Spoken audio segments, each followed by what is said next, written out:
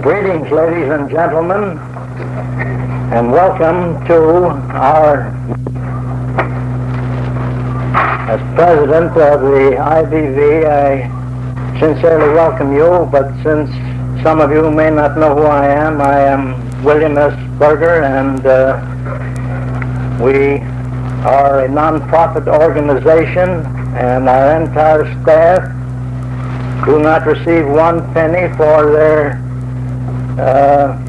compensation. They work like beavers from year to year, and while we are a small organization, yet we just about manage to get in enough funds to carry us from year to year.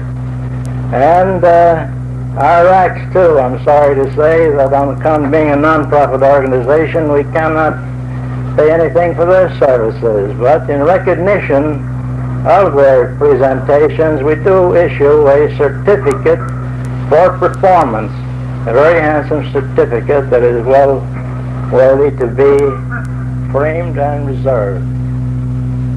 I'd like to take this occasion, however, to the IBM, the SAM, and all of the staff for their wonderful cooperation and for making it possible for us to hold our meeting right here in this beautiful room.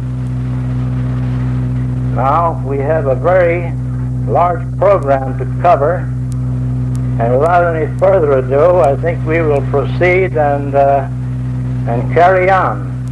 We have some very good talent here, some young talent that may be the stars of tomorrow, and we, of course, with our organization and its members, like to see that happen and build up a great big name for the IBV. Of course, we have a limited membership, and the ventriloquists, of course, could never come up with the magicians, so we could never be in good competition with them. I wish to thank the ladies for their presence and for their interest that they are taking in ventriloquism. It all helps to build it up and to make it grow and make it prosper. Now we're coming to the special event. It gives me a great deal of pleasure to introduce Frank Marshall. I think everybody knows him. Let's give him a real warm reception.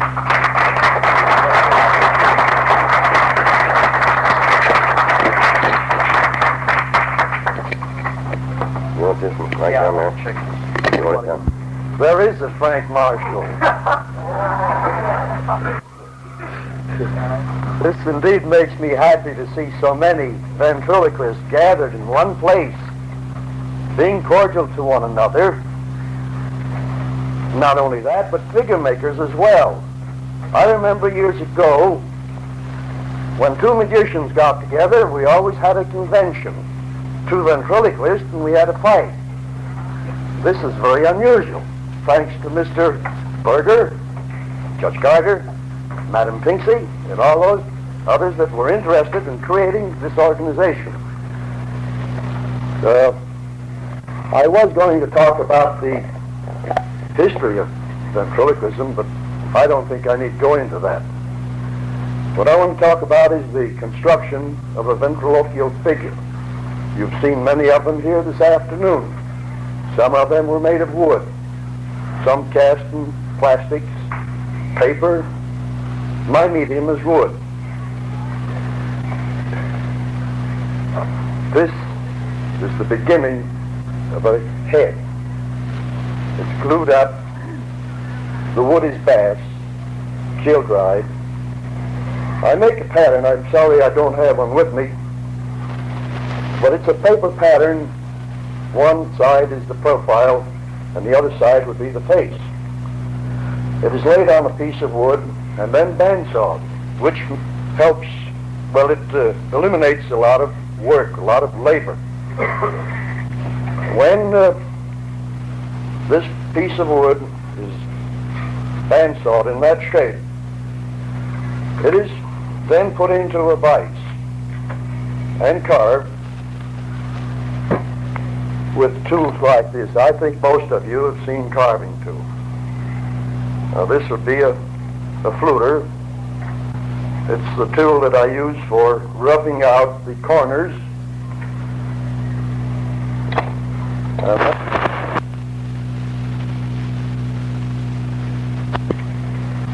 And then, of course, it's a smaller tool where I use around the nose and in around the eyes. There are many more tools. Each one of them has a different shape. You may come up here a little bit later and look at these tools. Every one of them has a different shape.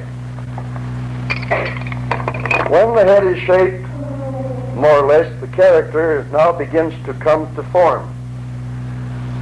The idea of a ventriloquial character is one which will fit more or less the personality of the individual who's going to operate it. This is very important. Unless the ventriloquist and the puppet itself become acquainted with one another or become attached to one another, the ventriloquist merely has a prop on his knee. He goes through an act. There is no personality in the puppet, or none that comes out from the ventriloquist in through the puppet. You have seen this a number of times right here on the stage this afternoon. We'll take Berger, who has rather a flat personality himself, but he is able to portray that personality through his figure. His figure understands him. So that's the reason he has so much humor. Men like the great Lester, who got pretty well acquainted with his Johnny, or rather Frankie Byron Jr. If you remember, I don't know if any of you remember, the figure I made for him when he was in New York, he called Broadway Eddie, which is a total stranger to him. He didn't understand the figure, and the figure didn't understand him. So that was a total loss. But put Byron Jr. on his lap, and he was a marvelous genius when it came to entertaining ventriloquially. I would say that, in my honest opinion, Byron Jr. was the first figure that matured. It's more than I could say for a lot of ventriloquists. But that is a fact. Now, to become a ventriloquial entertainer, you must have a figure that you have a confidence in, an attachment for, so that the reaction is constant. The trouble with a lot of the young people that are taking up this art is that they try to create a false voice. Instead of using their own personality to be used through the figure, they immediately create some image that they think should represent their way of thinking or their form of comedy. The idea of being a good ventriloquial entertainer is to portray your own personality through the figure, which is very important. Using your own voice, then you have your own personality. Not trying to think of that character that you have created.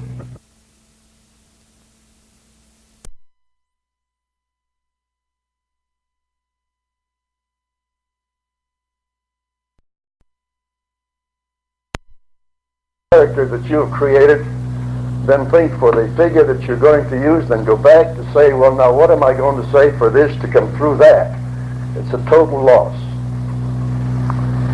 Well, we get down to the other parts of this figure. The body, now, everybody has their own idea of making a body for a ventriloquial figure. The ones that I make are very light, very strong. You can see this is the top part, this is the bottom part, and there are two slats that go along the side. And I use a rattan When it is soaked in water, it becomes very flexible and can't be molded, and then, of course, the body is covered with muslin and filled with cotton, and naturally the legs, some of them are stuffed with cotton and some are carved in wood, like this is carved in balsa.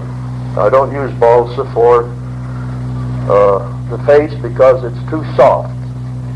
Paper mache is a lot harder than balsa. You can see that for yourself. It'll nick.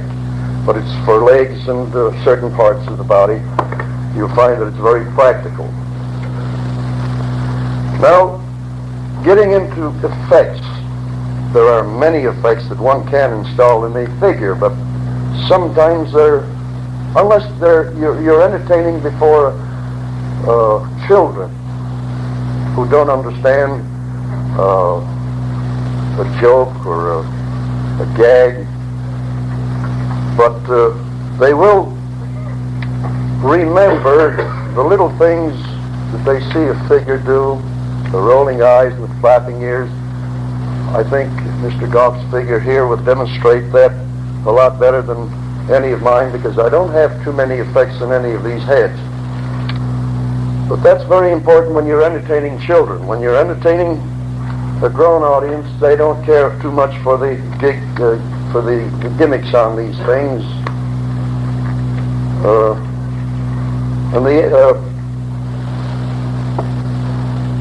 The theater audience, if you remember years ago, people would walk in, pay for their ticket, and they were there to be entertained.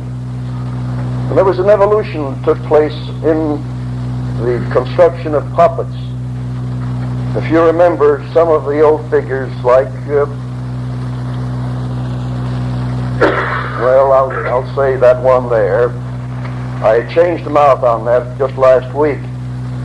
The way the mouth opened, it was nothing more than a barn door. Those things had to be changed when the theater more or less passed out of the picture. Now these people attended nightclubs and, pardon the expression, saloons, which I'm pretty well acquainted with. People in the theater would sit in front of you. There were none sitting on either side. So therefore your figure faced the audience, and everybody was very attentive. As the figure migrated to the so-called nightclub, people sat all around the entertainer, not only a ventriloquist, a magician, but a dancer, whoever the entertainer happened to be on stage.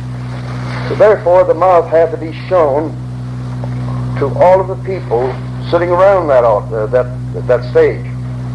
As you see, regardless of what angle you're sitting, you will see the mouth move. Now they don't go in for the rolling eyes, and the winking eye is rather important in a nightclub. This will give you an idea of an old-fashioned ventriloquist figure. Now this is made, I suppose, by some carnival man or a circus operator sitting under his truck in the shade. He picked up some pieces of 2x4 and nailed them together. And this is how this is constructed. Just pieces of wood and chopped off with a penknife. Another piece on the nose, whittle away, and the leather mouth movement. Now that leather mouth movement cannot be seen from the side. So this figure is passé. I don't know how old it is, but it's old enough to go into that haven. Now, when this lot reaches this stage, because I had sanded this thing out, it is then split and hollowed out. When it is hollowed out, it all depends on what the purchaser wants installed in the head. There may be rolling eyes, there may be smiling upper lip, raising eyebrows, or whatever the effects are. If you have one or two and they're used properly, they add a lot to the personality of this figure. Reaching this point, installing the different effects, naturally you'll get an effect like this, which would be the completed head. And then the body, as you see here, dressed, well, you've seen a lot of them here this evening or this afternoon. Getting back to smaller figures. Now, these figures are not practical for a large audience.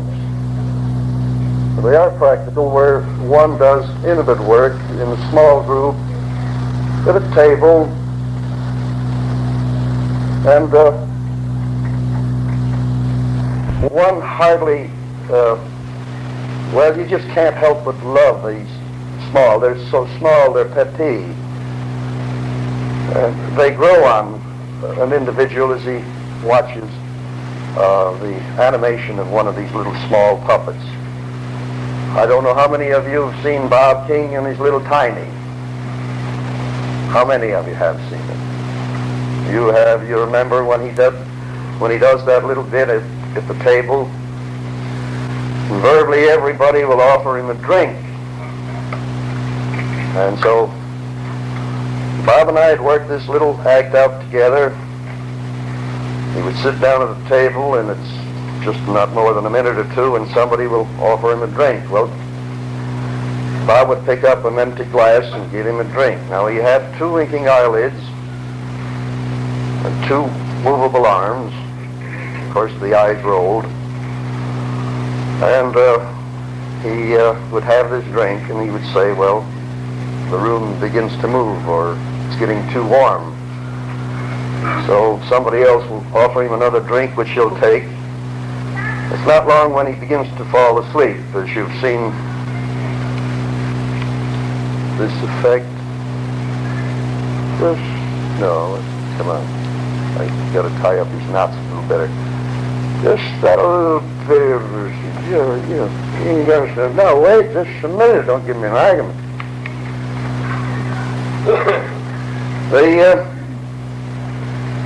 Now they feel that he is part of their little crowd. Now he's accepted, which is very important. That this is all building up to being a fine entertainer.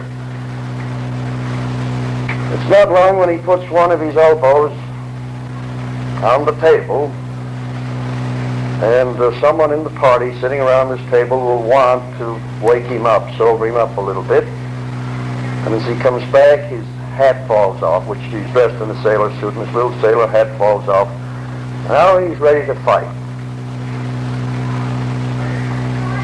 But there's no one there to fight, so he's offered some other refreshments.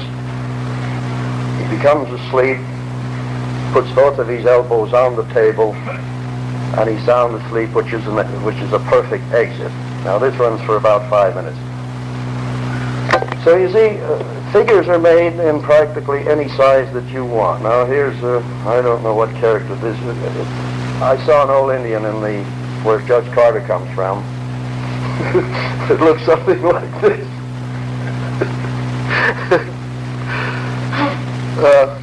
Getting back to some of the other personalities that we have, these are professionals like Clifford Guest, who has a figure that runs out of his suitcase and he's forever. I think you've seen him on some of the network shows. It's too bad we don't have theaters, you'd see him there. Those are polished little bits. They bank their acts on one sure shot thing, like Stanley Burns, who does the figure on the figure. That old gag about, oh, I don't need you, I'm as good a ventriloquist as you are, yes, but you don't have a dummy. And with that, Stanley picks up another figure, was a lot smaller, and he puts him on his knee, which is quite an accomplishment. And he operates the both figures from the one figure. And now he has gone into electronics, using a two-way radio. Of course, this electronic bit is made in the form of a cane. And after a little cross-talk on stage, he walks into the audience, hands this cane to someone, and the cane actually speaks to the individual who is holding this cane, because he is now using a double wave radio, which is a very interesting angle in ventriloquism. Getting back to TV, there's so many possibilities in TV, but so few opportunities. But it is almost impossible not to do anything on TV. We'll take Paul Winchell, for example, using, I don't think I'm exposing any of his secrets, he uses a midget in a lot of these scenes where the midget picks up drumsticks and he's drumming, you know, and picks up the spoon or a fork or rubs his forehead or things like that, which are amazing to the average individual who does not understand the art of ventriloquism. And the little black art that is used by Paul. And then we have others like Jimmy Nelson, who does a commercial like no one else in the business. And of course, Berger, I think, don't belong in TV. He belongs in radio, where you can use your imagination. So you see, he has created not a dummy, but he's created a personality. Nobody remembers Bergen. They'll always remember Charlie McCarthy, or Paul Winchell as Jerry Mahoney. They'll say, who is Paul Winchell? I don't know, but I know who Jerry Mahoney is. So you see, it's very important that you create this image that you're working with. Forget yourself. You collect the salary, but he's doing the work. And what else was I going to talk? Oh, yes. Of course, there's paints that, well, I said, it's just a mixture of paint and the way it's put on. I mean, you can blend it into practically any shade that you want, most of them.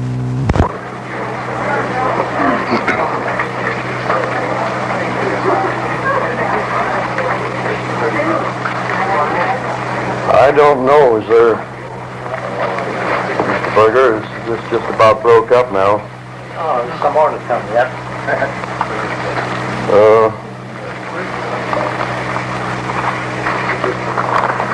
Here are some very rather expensive items that go into the figure. They're glass eyes that at one time were very plentiful on the market, and today they're not because they're made of plastic. They don't use them in figures outside of ventriloquist figures as they did years ago in wax figures. You remember the wax figure that stood in the department store window? Well, they used this type of eye.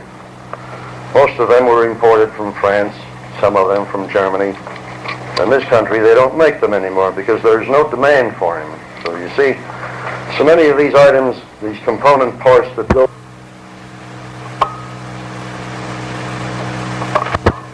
they're rather hard to find.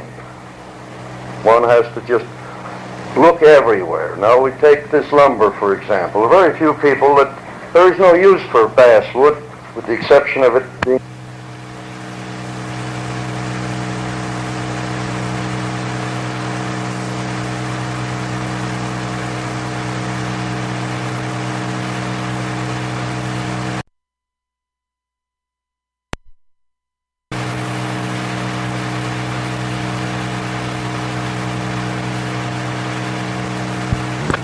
as many feet as I can, 1,000, perhaps more.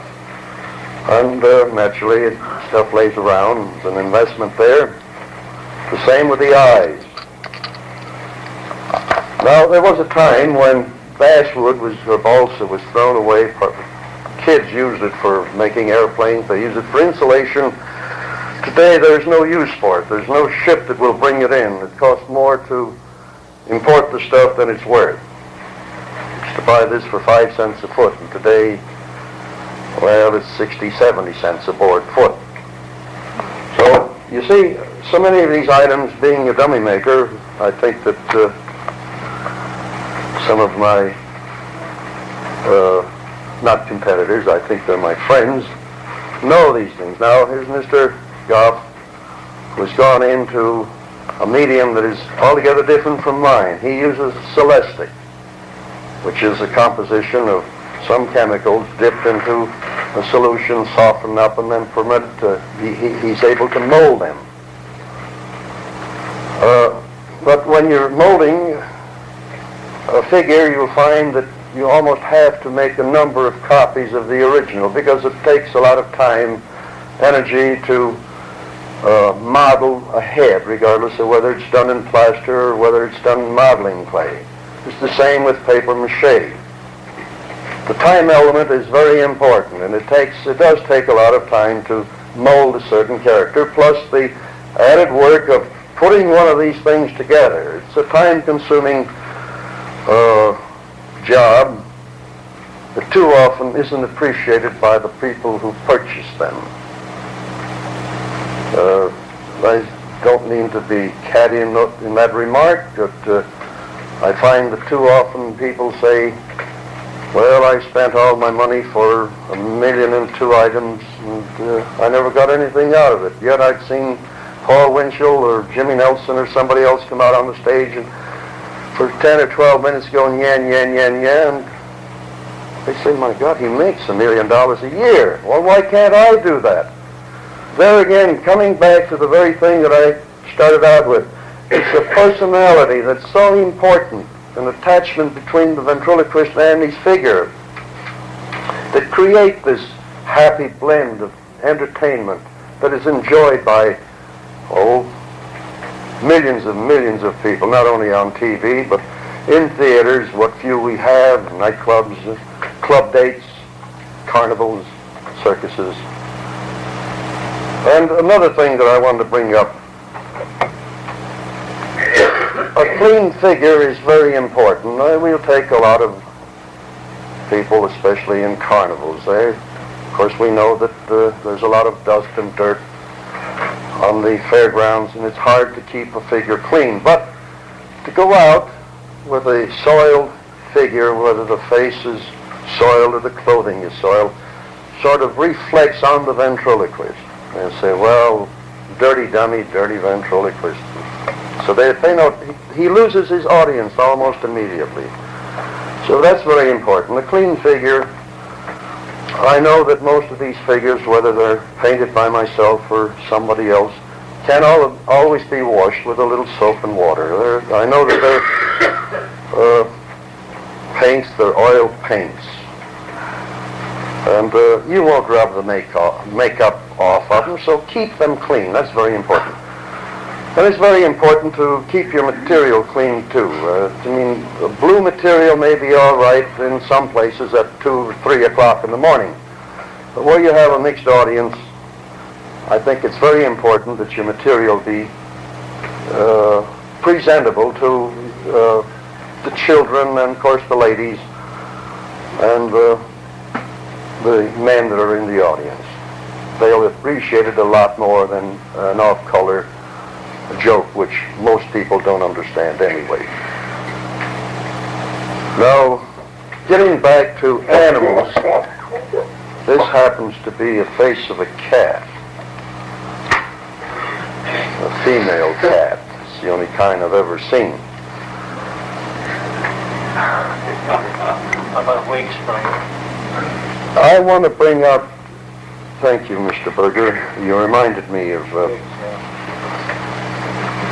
this is going back, long before there were such things as talkies. I know there are a few of you here that remember Jimmy Murphy, who was a very fine entertainer. And he came into the shop one day. I was on Ohio, just off of Clark, and he said, Frank, I want you to make a cat. So I made him a Felix cat, not a Mickey Mouse, but a Felix cat. He had permission from the creator, and he tried to sell it to these agents. And of course, he was so far ahead of his time. This is the point I want to bring out.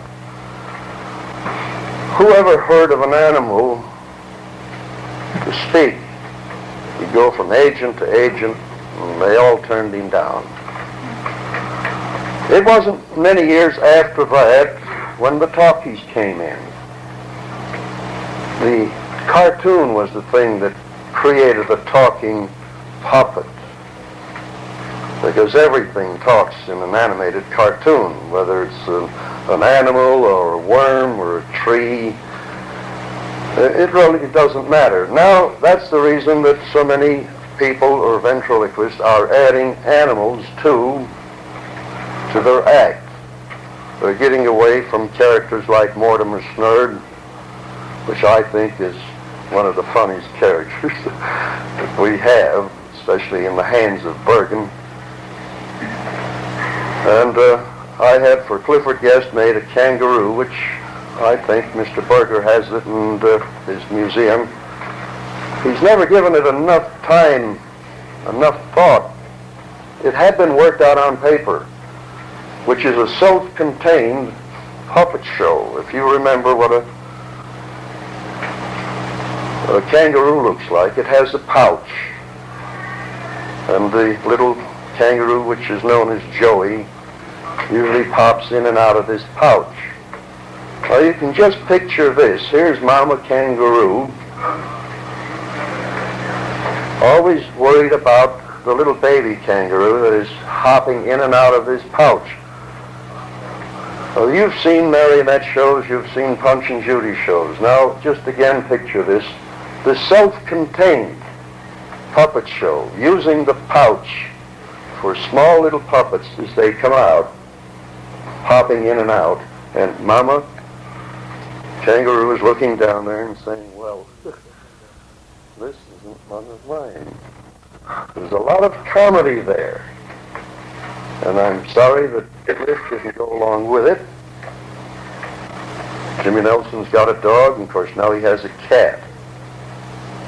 And they're adding animals right along, which are not used for a complete act, but they're used as a bit, very much like Bergen uses Mortimer Snerd, or Paul Winchell uses the knucklehead that he has, or Jimmy Nelson the dog, all the way down the line. So you see, those little bits are very important. They break up sometimes a rather monotonous routine that a ventriloquist can't get away from, because after all, most ventriloquists have got that one story, and they're always fighting about who tells it best. Those are facts. I may be a little bit crude in some of my remarks, but those have been my experiences. I like them. I've been in this field all of my life. I've seen that old-time pitchman. You remember, years ago, everybody had a dummy. Whether it was a pitchman on the corner that was selling corn cures, the magician on the stage that knew he couldn't do too well with his magic, so he'd bring out the dummy. Or a juggler would come out and say, well, they don't like juggling. Fred Allen would drag out, so already I'm going to say something. And so he gets a laugh and walks off. That was when I had, you remember Mr. Bergen, 15, 20, 30 dummies on the shelf, and the man would come in and say, I want this one, or I want that one. And that's the figure he would pick. I'd wrap it up and he was on his way. Today, these things have changed. People want something that is individual, something that is different from somebody else's figure. Oh, that's almost impossible to do. It's like a woman buying a hat in a very exclusive shop, and then she meets the same hat coming down the street. So it's the same with the figure. I try to make them different. We all do, don't we, Dennis? I do. Mm-hmm. But it's sometimes impossible. You do follow a certain pattern. I think you've seen enough figures around here tonight. So there were a few that looked very much alike, but most of them had different expressions, like there's one made by Kenneth Spencer. There's his cut. You can almost immediately identify any figure maker's product by his, if he's a wood carver, by his cut. If he's a modeler, by his molding. If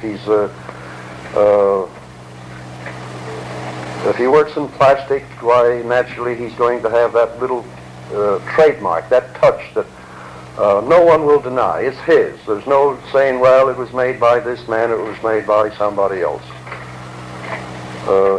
So, you see, we all have certain characteristics. So I work in wood, Mr. Goff works in a different medium, Mr. Fanish works in another medium, and then all the way down the line we have men who do it as a hobby, like Mr. Brown in Miami. Is it, Mr. Meyer? Well, you see, that's a wonderful hobby. It keeps people alive. Now, I know that this particular art, this science, has kept Mr. Berger alive for a good many years. And I was happy to be part of his longevity. I hope he lives to be another 100. Thank you very much. And, well, I don't know what else to say unless there's some questions to be asked. Come on, go ahead. Did you teach Ken Spencer the carpentry? Yes, I did.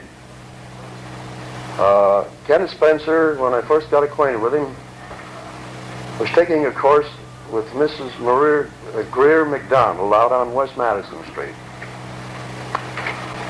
And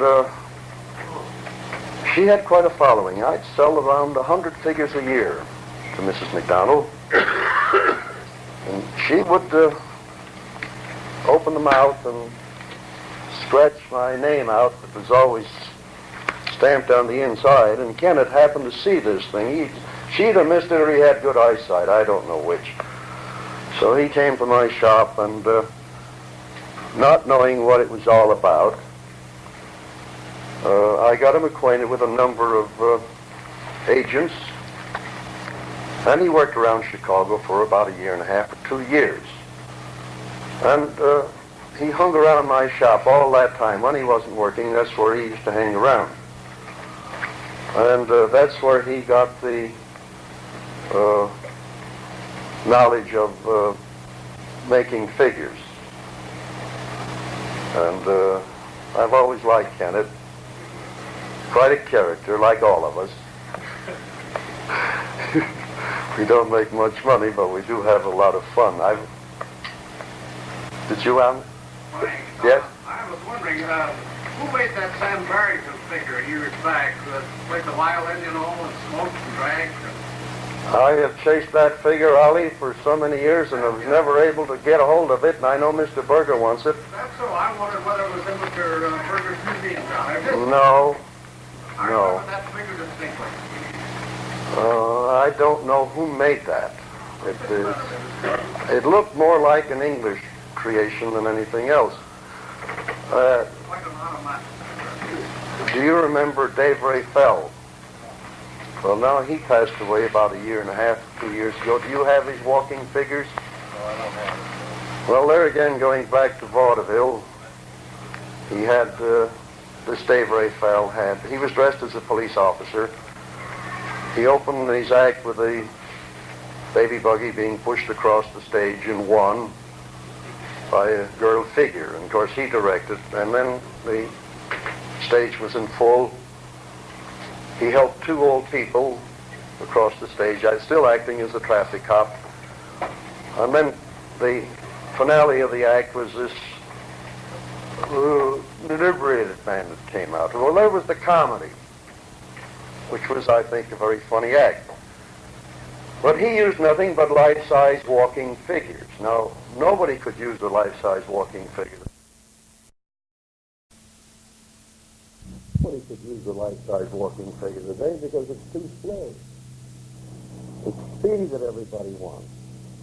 People don't appreciate a good belly laugh like Lester used to bring out. He would sometimes talk for 3-4 minutes to get little titters. And you know that there was going to be a big laugh right at that punchline, but you were sitting in that theater. You were enjoying this master. And then when you really got it, you weren't afraid to laugh. I mean, you came there to laugh. Today, people are afraid to laugh. They titter. Oh, I heard the gag last week on somebody's show. He's already stealing somebody's material. Oh, I want to bring out this no reflection on Paul Winchell. I created this dummy on the dummy bit for Jimmy Nelson. Paul Winchell, rather, Stanley Burns came in and he was telling me about this, and I said that Jimmy Murphy was using it. I got in touch with Murphy, and Murphy said, all right, go ahead and use it. I'm practically blind now. I'm not in show business anymore. No, Paul Winchell saw this act, this Burns act, It was his act. It was the only thing the agents were buying. So what does Paul do? He has a makeshift figure on a figure made up. He puts it on a nationwide hookup TV. Well, now everybody that's seen Stanley Burns after that had accused him of stealing Paul Winchell's ideas. Now, there were no more Paul Winchell's ideas than they were yours or anybody else's. They were originally, the idea was old, yes, but it was put into practical use by Jimmy Murphy and made a living thing by Stanley Burns, persecuted by Paul Winchell.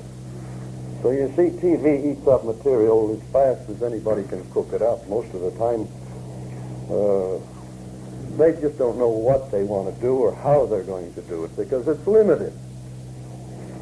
The material is limited. What else is there to it? Charlie, you got anything to ask? You got any? One more act? Thank you for your kind attendance. I hope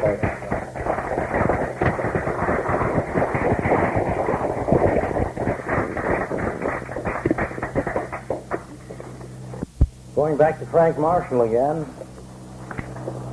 For the first time in a good many years, I see that he's got a few figures in stock. You only have to wait to know. You know what it is. And now he's got a few, and I think he's got some of them for sale. May I correct you, Yeah. Mr. Berger? Yes, sir. These were made for this special convention. That's what you told me 6 weeks ago. If it wasn't for the convention, I still wouldn't have any tickets. Well, now you got them. Now you want to sell them. So if anybody wants a nice head, why, here's a chance to pick one up. Right? Right. Okay. Okay. Well, now we're almost at the end of our string. I had in mind of holding a business meeting right after this show closed. So I don't know whether we got enough energy for that or not. Well, we hold it in the morning. I haven't got no place designated. This room is for somebody else, and I think they told me that we could hold this to 5. It's after 5 now. I think it wouldn't take over 30 minutes to have a business meeting.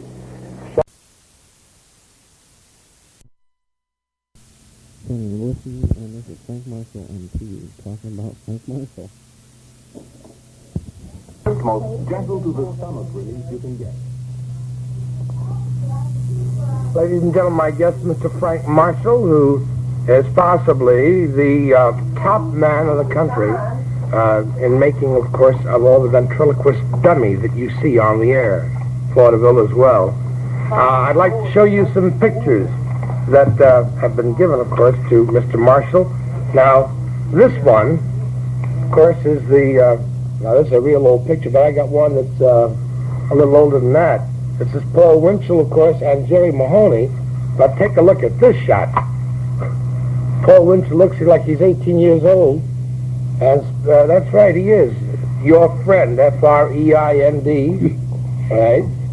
Even the dummy has a signature here.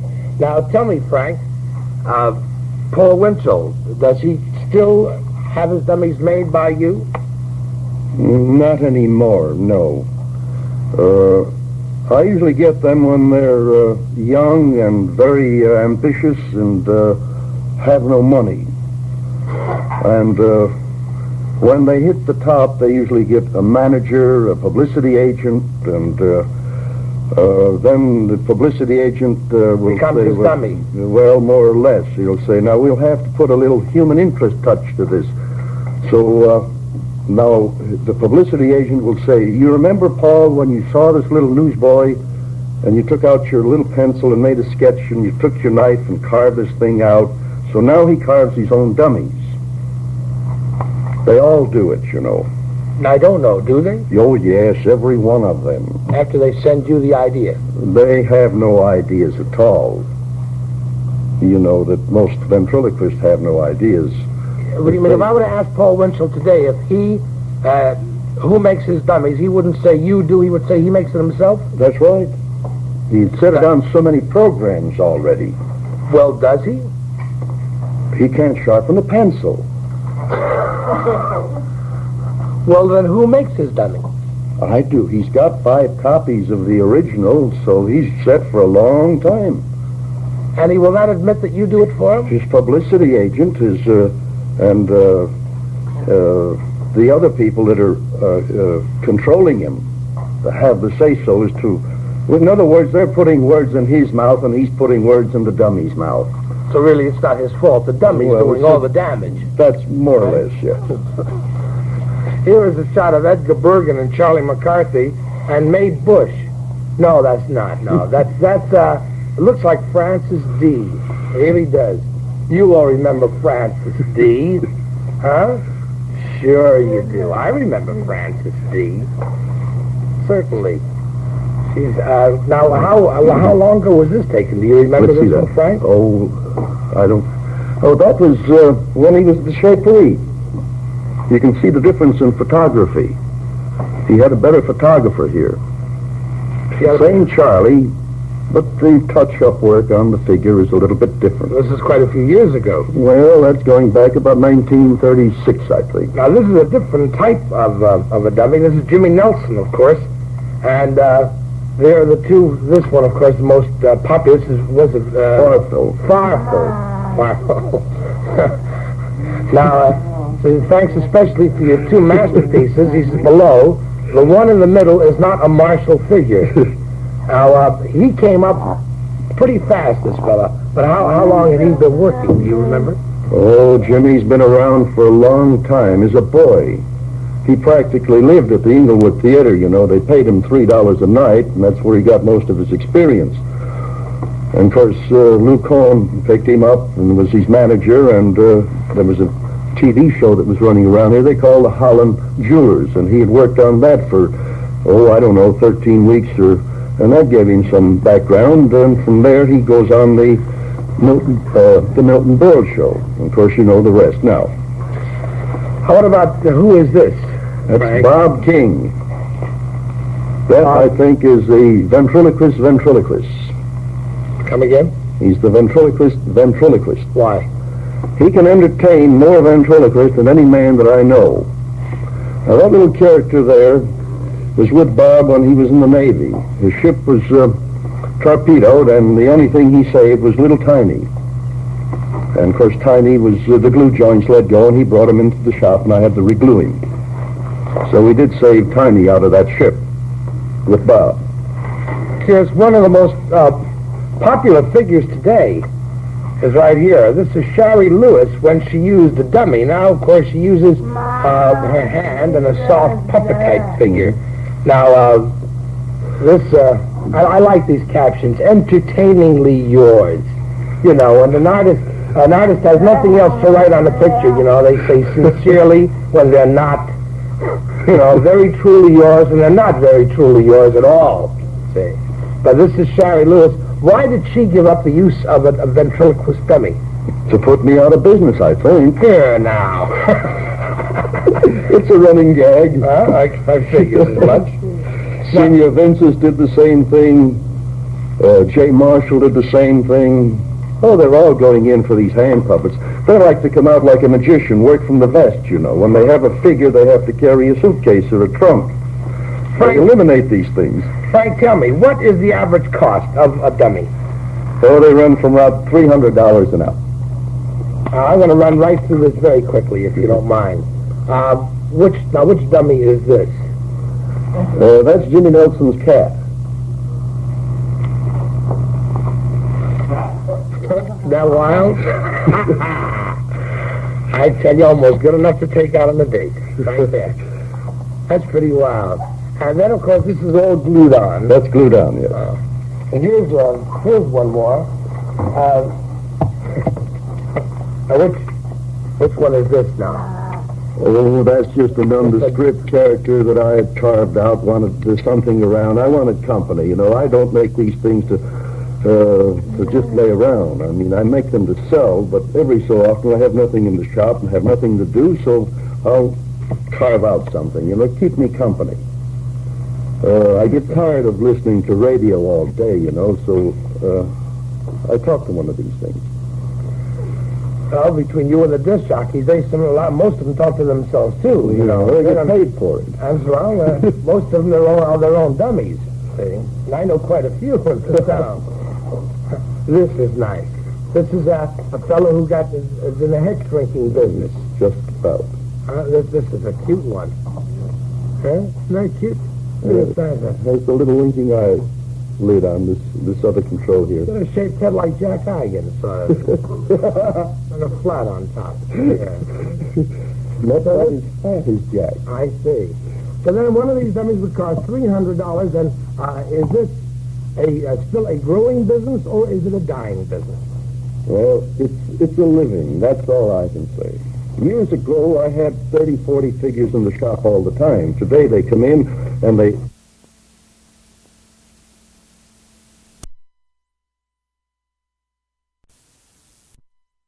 Hagen, and a flat on top. Yeah. Not quite as fat as Jack. I see.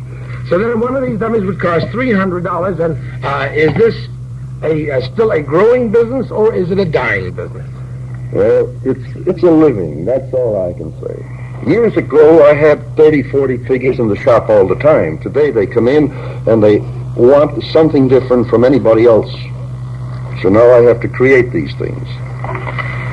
Well, you keep on creating, because this is like I say, a lost art. How many guys are there like yourself in the country?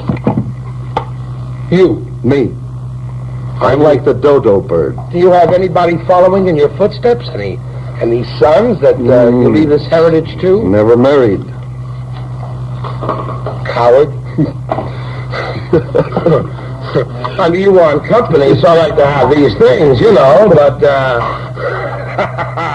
Oh, you chickened out, all right. Well, Frank, it's been a distinct pleasure having you on tonight, and if any of you people out there are looking for a new field to get into, Frank will be very, very happy, of course, to make the dummies for you. And those of you fellows who are bachelors, you can see what happens to you if you stay unmarried. You'll wind up carving your own. So, there you go. Frank, I want to thank you very much for stopping up. And where's your place again? Where's it located? 5518 South Loomis. There you go. Frank is always available, so you can stop in and you see him. Thank you, Frank.